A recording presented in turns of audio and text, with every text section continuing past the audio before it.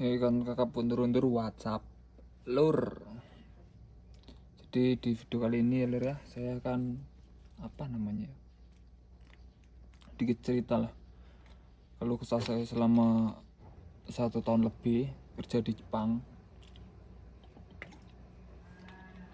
Dan ini udah masuk tahun kedua, semoga kita bisa nyelesain sampai kontrak nanti ya.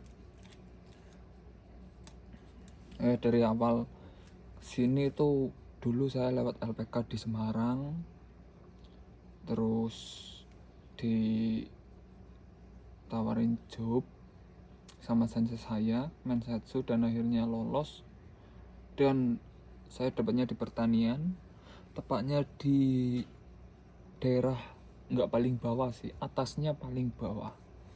Ada yang tahu? Ya, Kagoshima. Dan enak dan gak enaknya itu di sini tuh kayak gini guys.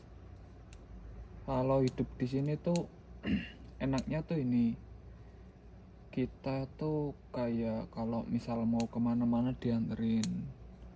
Dan karena apa namanya, karena supanya jauh atau supermarket jauh, jadi kalau kita belanja setiap 2 minggu sekali itu pasti dianterin sama si Okusang, kalau enggak sama adiknya si bos.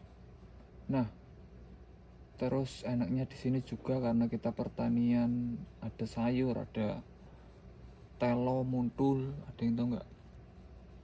Ya itulah. Jadi kita bisa ambil hasil panen juga. Nah, dan gak enaknya tuh di sini ya karena nggak tahu sih ini terbilang keluar perusahaan family atau enggak, cuman kalau menurut saya ini terbilang kalau perusahaan keluarga. Ya enaknya tuh kalau misal kita di luar jam kerja itu kita dianggap sebagai keluarga kita sendiri, keluarga mereka sendiri maksud saya. Tapi kalau misal di pas kerja ya, buat yang apa, yang dapatnya perusahaan keluarga pasti tau lah, kayak gitu ya lur ya. Terus juga kalau di sini tuh kalau mau kemana-mana jauh, ada sih akses bus, cuman ya tuh kita bisa berangkatnya, cuman pulangnya kita nggak tahu bisa atau enggak, karena dari sana ke sininya itu nggak tahu ada jadwal bisnya atau enggak.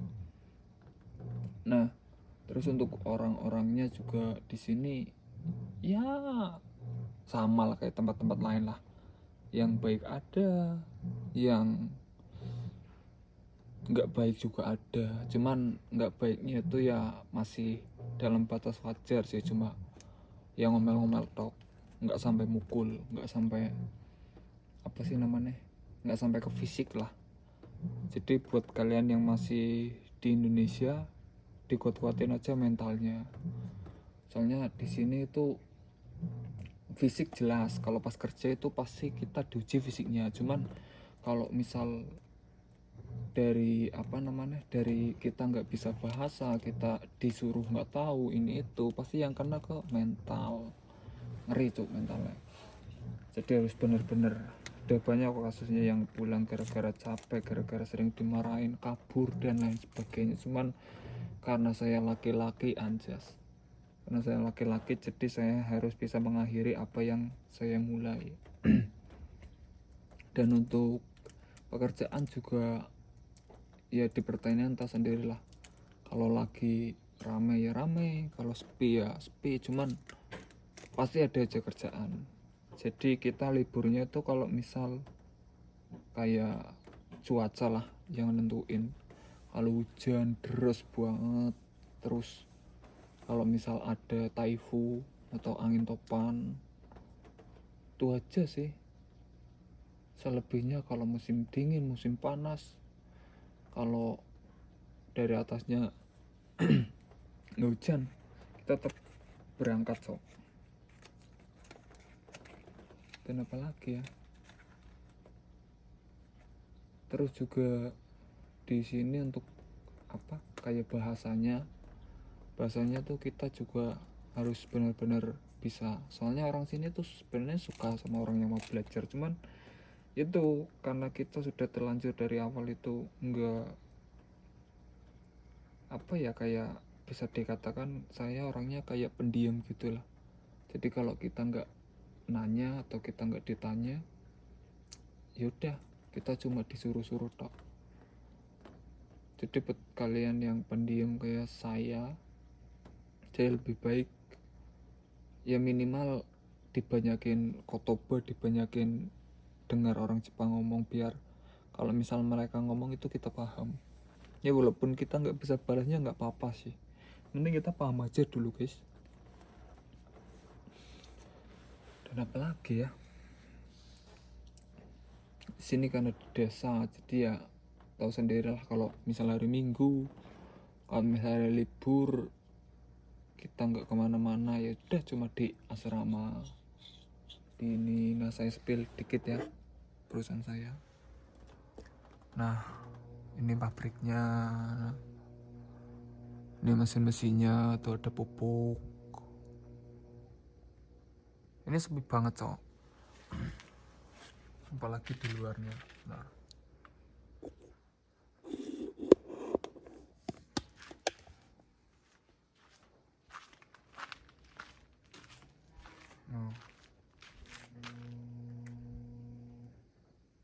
kalau untuk pabriknya terbilang kecil, cuman untuk ladangnya tuh di mana-mana ada anjir.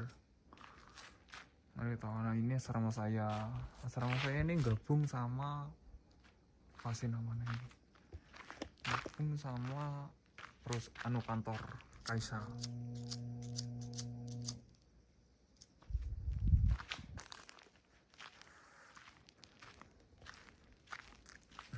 Nah ini mesin-mesinnya. Di sini tuh ada perkebunan daikong, ada imo, terus ada juga ninjin, wortel dan lain sebagainya. Banyak lah. Cuman di sini tuh kalau yang pengepakan di dalam ini nih cuma daikong. Jadi kita cuma nyuci terus kita langsung dikirim. Kalau sisanya langsung dikirim. Jadi kita nggak kerja di pabriknya itu jarang cok. Cuma seringnya di ladang. Ngeri kan? Gini sih.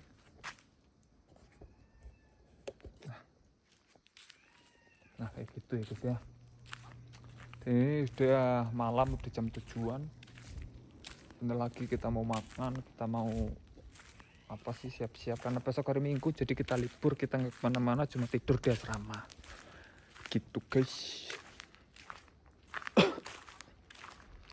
Besok kalau misal kita mau ya kita jalan-jalan lah keliling sekitar sini, dan nanti saya ceritain lagi keseruan yang ada di pedesaan Jepang di Kagoshima ini. Oke?